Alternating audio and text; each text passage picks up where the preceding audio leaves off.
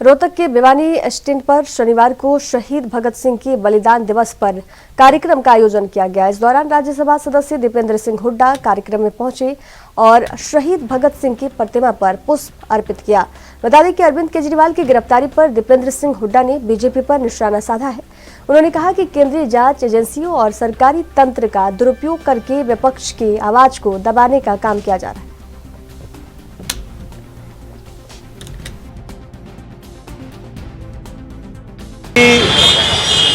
केजरीवाल जी की जो गिरफ्तारी हुई है और जो ये लगातार भारतीय जनता पार्टी द्वारा जो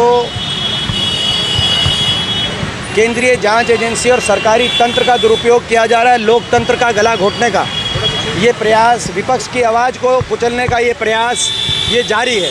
किस तरीके से सरकारी तंत्रों का दुरुपयोग करके लोकतंत्र का गला घोटा जा सकता है, इसका नज़ारा मैंने रोहतक लोकसभा चुनाव पिछले चुनाव में उसका नज़ारा मैंने देखा था।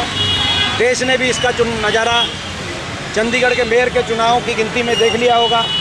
और सरकारी एजेंसियों का किस तरह से दुरुपयोग किया जा रहा है उसका नज़ारा भी देख रहा है। विपक्ष की कोई भी प्रखर आवाज़ देश में कोई है तो उसको जांच एजेंसियों के निशाने पर लिया जाता है, जांच एजेंसियों का दुरुपयोग करके उस आवाज़ को कुचलने का प्रयास किया जाता है। और यदि कोई नेता भाजपा में शामिल हो जाए तो उसके मुकदमे जो बनाए जाते हैं सरकार द्वारा वो उसी तरीके से ठंडे बस्ते में चले जाते हैं। जब कोई कंपनी जिस पे ईडी की रेड छापा पड़ जाए वो कंपनी भाजपा को चंदा दे दे, उसके बाद उसके मुकदमों का पता नहीं चलता।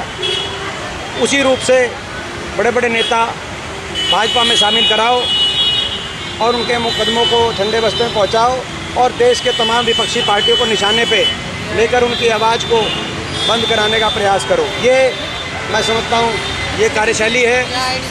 इस मेरा ये है, आपकी पार्टी के वरिष्ठ नेता है अजय बापन, उन्होंने भी सवाल उठाया था कि केजरीवाल ने जो भ्रष्टाचार किया। देखिए मैंने एक बात आपको एक जनरल बात की कि क्या देश की कोई राजनीतिक दल, कल कांग्रेस के भी हमारे अकाउंट फ्रीज कर दिए गए, क्या देश का कोई राजनीतिक दल या कोई राजनीतिक शख्सियत किसी प्रदेश की ऐसी है जिनको जांच एजेंसियों द्वारा निशाने पे नहीं लिया गया हो, जो विपक्ष में हो और विपक्ष में डटी रही हो?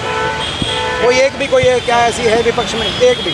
और क्या कोई एक भी भाजपा का कोई ऐसा नेता है देश में जिस पे जांच करने का काम किया गया? जांच करनी है इनको तो इस बात की जाए कि महामारी काल में जब देश महामारी से जूझ रहा था, अपनी जेब से पैसे खर्च करके भी आप भी हम भी कहीं ऑक्सीजन कंसंट्रेटर हम लोग भिजवा रहे थे तो कहीं आप लोग अपनी जान हथेली पे रख के उसकी रिपोर्टिंग कर रहे थे।